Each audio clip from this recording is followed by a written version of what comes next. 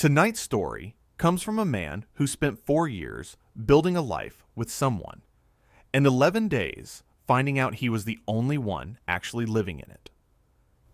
This is Still Waters. Here's what he wrote. My fiancée posted a photo from the summer she spent with her ex. The caption said, "Some summers you never get back." When I asked her about it, she didn't apologize. She didn't explain. She looked at me like I was a stranger who'd wandered into her kitchen and said, "You're embarrassing yourself." So I stopped. Completely. 11 days later, her younger sister sent me a screenshot. 48 hours after that, the engagement was over. And when she finally told me the real reason, it wasn't that she wanted him back. It was something I still think about at 2 a.m. I'm 41. I do structural inspections for a living, which means I spend my days looking at buildings that seem fine from the street and finding the cracks nobody wants to know about. You'd think that skill would carry over into my personal life. It didn't. Or maybe it did, and I just kept filing the report in a drawer. We'd been together a little over 4 years, met at a friend's 40th. She was 36, ran events for a hotel group, sharp, funny, could walk into a room full of strangers and leave with 3 new friends. I was the opposite. Quiet, steady. She used to say I was the first calm thing she'd ever wanted to keep. The first 3 years were good in the way that matters. We bought a small brick house with a crooked porch I kept promising to fix. Thursday takeout from the same Thai place, order number 14 and number 22, every week. People teased us for being boring. I liked boring. Boring meant nothing was on fire. I proposed last October. Her grandmother's ring, which her mother had quietly passed to me at Easter, reset with a new stone. She said yes before I finished the question. For about a month, I was the happiest I've ever been. And then I started noticing the drawer filling up. Small things first. The ring needed resizing, so she wore it at home, but not to work. Fine, that happens. Then the resizing took a month. Then 2. Then the jeweler was backed up. I offered to call them myself. She said I was being controlling. Small thing. Filed it. We never announced the engagement. I don't mean we skipped a party. I mean it never appeared anywhere. No post, no photo, nothing. Her reasoning always sounded reasonable in the moment. I want to tell people in person first. Then, it feels tacky to announce before we set a date. Then, why do you care so much what the internet knows? Meanwhile, she documented everything else. The Thai food, the crooked porch, a latte with good foam got 45 minutes of her attention and a caption. Our engagement got silence, and the date just kept sliding. June became October. October felt rushed. And when I finally sat down with an actual calendar in February, she said, "Why are you turning this into a project?" I laughed, because I didn't know what else to do. Have you ever watched someone slowly back out of a room while insisting they're not leaving? That's what it felt like, for months. Then came the second Saturday in May. I was on the porch with my coffee, actually measuring for the repair I'd been promising, when my phone buzzed. My buddy Marcus, who I've known since college. No words, just a screenshot and a question mark. It was her post, 20 minutes old, a photo I'd never seen, and I knew immediately when it was from. She's on a dock somewhere, tan, younger, laughing at whoever's holding the camera, wearing a man's flannel shirt that very obviously wasn't hers. The summer before we met. The summer she spent with him. Elliot. I knew his name the way you know the name of a storm that hit your town before you moved there. Everyone in her old circle still told stories about that summer, like it was a music festival that changed their lives. The caption read, "Some summers you never get back." Posted at 9:40 on a Saturday morning, while I sat 30 feet away from her, measuring the porch I was fixing for our future. I want to be honest with you about what I felt, because it wasn't rage. It was recognition. That awful, quiet click of a key turning in a lock. Every small thing I'd filed away for months lined up in a row and pointed at one sentence on a screen. I walked inside. She was at the kitchen island on her laptop. I put my phone down next to her, screen up.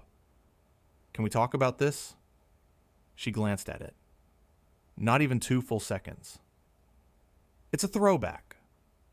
It's a throwback to Elliot. It's a throwback to being 29 and having no mortgage. Not everything on my page is a message to you.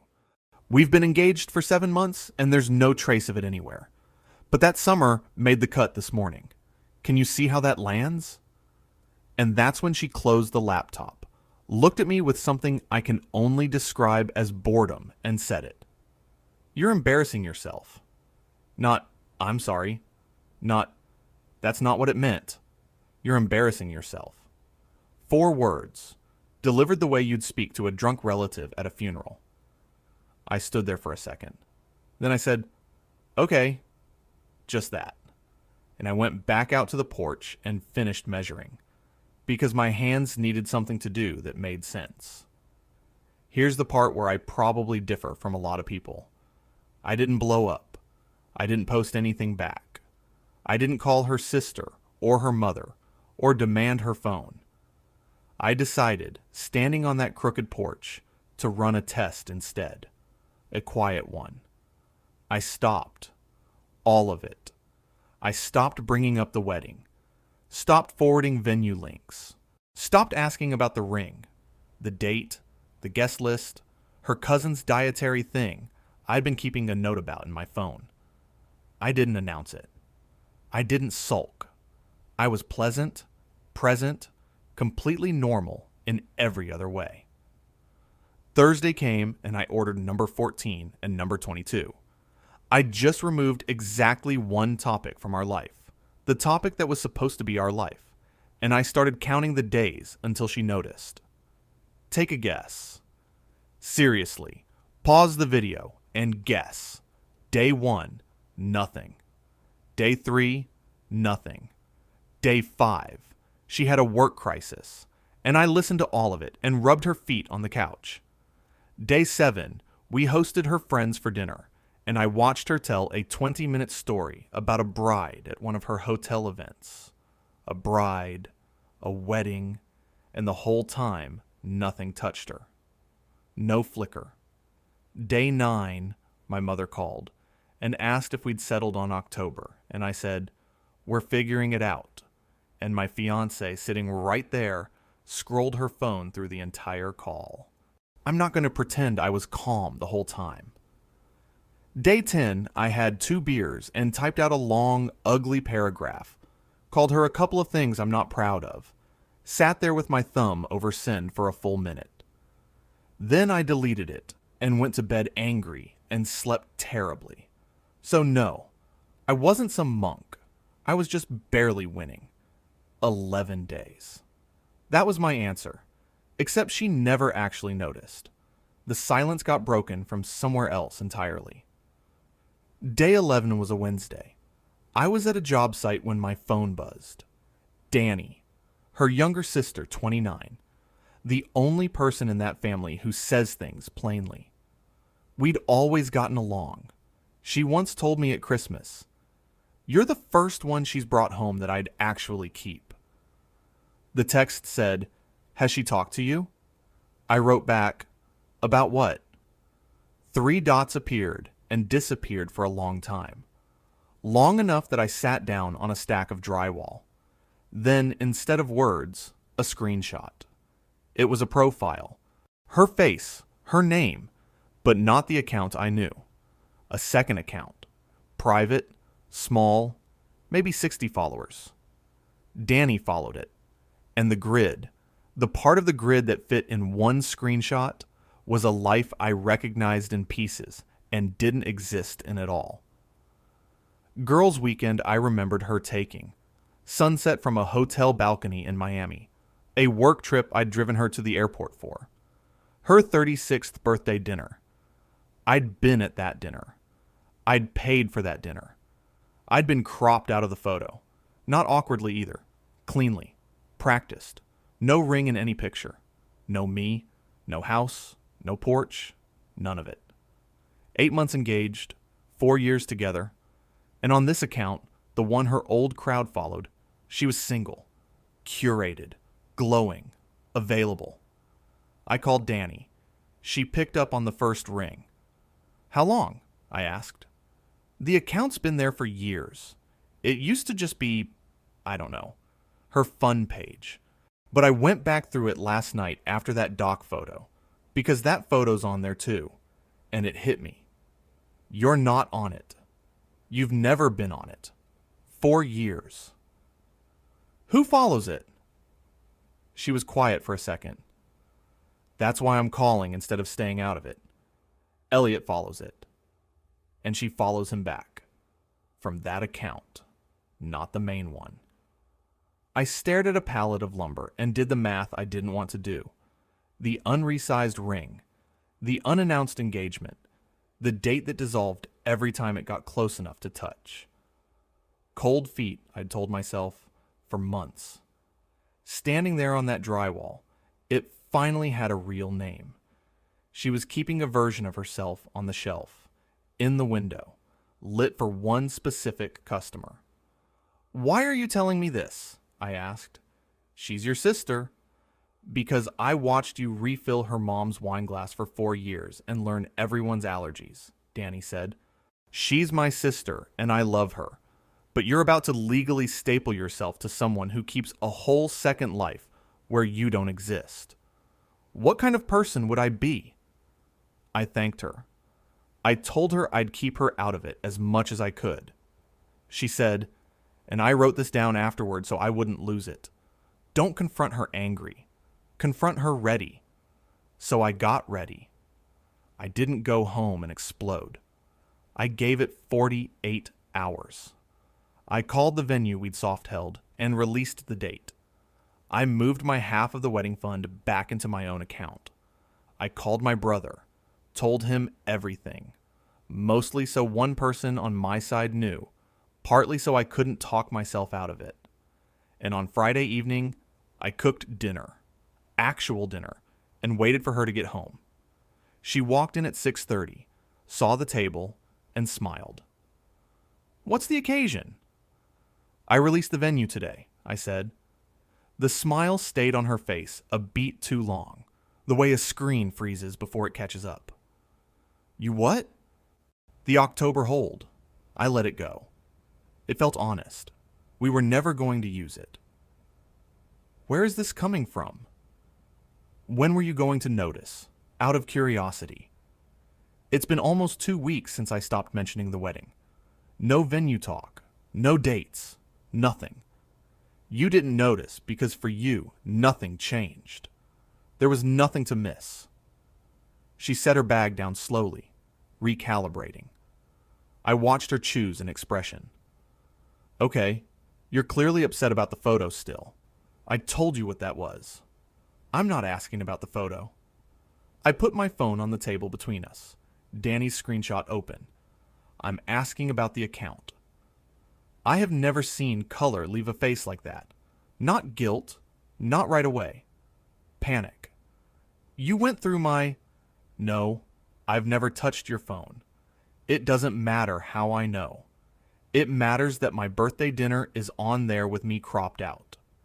It matters that you've been engaged for 8 months on one account and single for 8 months on the other. It matters that he follows it. Silence. The oven fan hummed. I counted 4 full breaths. It's not what it looks like, she finally said. That account is old. It's for my old friends. It's like a scrapbook of a version of me. People keep separate accounts all the time. People keep separate accounts. They don't keep separate marital statuses. I never lied on it. I just didn't post me. You didn't post me. 4 years of me. You cropped me out of a dinner I paid for. I heard my own voice stay level and was distantly amazed by it. Say the true thing. You've never once cleaned up a mess by dodging it. Say the true thing, and I'll stay in this conversation. And to her credit, or maybe just because she ran out of road, she sat down at the table and said it.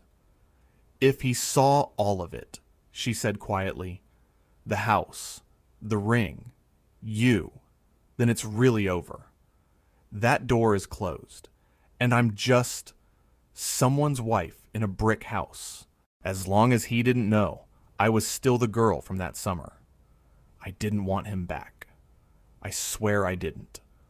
I just didn't want to be done being her. Some summers you never get back, I said. She flinched like I'd thrown something. Here's what I know, I said. You can't resize a ring you're hiding. You can't set a date for a wedding. One of you is keeping secret from the audience that matters to her. I spent months thinking I was competing with a memory. I wasn't even in the arena. You kept me in a separate building. She started crying then, and I want to be honest, it still got to me. 4 years is 4 years. She said she'd delete the account right there in front of me. She actually picked up her phone and started doing it, fingers shaking, like the account was the problem. The account isn't the issue, I told her. You can delete it in 30 seconds. What I can't delete is that every single day for 4 years, you got dressed in a life where I didn't exist, and you never once tripped on it. 4 years, and you never tripped once. That takes upkeep. I'll do anything, she said. Counseling. Anything. Don't turn this into the end. It was already the end, I said. You just scheduled it for never. Like everything else. I slept in the guest room that night. In the morning, I told her I'd stay elsewhere for 2 weeks while she found a place, and that we'd sell the house, or I'd buy her out. Her choice. No fighting. No lawyers, unless she wanted them. She kept asking if there was a version of this where we made it. I told her the truth. There was. It expired quietly, sometime around the 4th or 5th, we'll announce it later, and neither of us held a funeral. She gave the ring back on a Tuesday, left it on the kitchen island, on top of a note I won't share all of, except one line. You were never boring. I don't know what I was doing. I mailed the ring back to her mother, because it was her grandmother's, and because the ring didn't do anything wrong. The strange part is what I did that Sunday. For the first time in months, I posted something. One photo. The crooked porch, half repaired, toolbox open, morning light. No caption drama, no cryptic lyrics, nobody cropped out, because there was nobody left to crop. I just wrote, fixing the porch. Danny commented a hammer emoji. Her mother, God bless her, liked it. My ex saw it, I assume. Both of her, I assume. That was 7 weeks ago. She moved in with a coworker across town. And here's the part I didn't expect. Danny told me she actually reached out to Elliot about a month after moving out. They got coffee. Once. Apparently he spent most of it talking about his boat. No spark, no movie moment. Just 2 people in their late 30s finding out that the thing they'd both been protecting was a photograph. I felt great about that for 10 minutes. Then it just made me sad for her. She held a door open for 4 years, and there was a wall behind it. Danny caught some heat in the family for telling me, and when I apologized, she just wrote back, "You loaded her mom's dishwasher for 4 years. Somebody owed you the truth." Which is a dumb reason, and also maybe the best one I've ever heard. I finished the porch last weekend. Mostly. One board still squeaks, and I've decided I don't care. And I said at the start that what she told me still gets me at 2 a.m. So here's the honest version of why. She said she didn't want to stop being that girl. And I understood her. Because I did the same thing, just quieter. Every red flag went into the drawer, filed, unread, for years. She kept a second account. I kept a second set of books.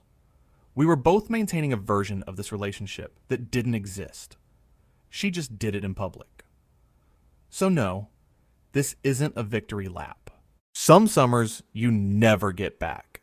She'll never get back the one on that dock. And I'm not trying to get any summer back. I'm just done being kept in the drawer and done keeping one. This is the first summer in years that's actually mine. And you know what? I'm keeping it. That's the whole story. If this one stayed with you, subscribe to Still Waters. Thanks for listening.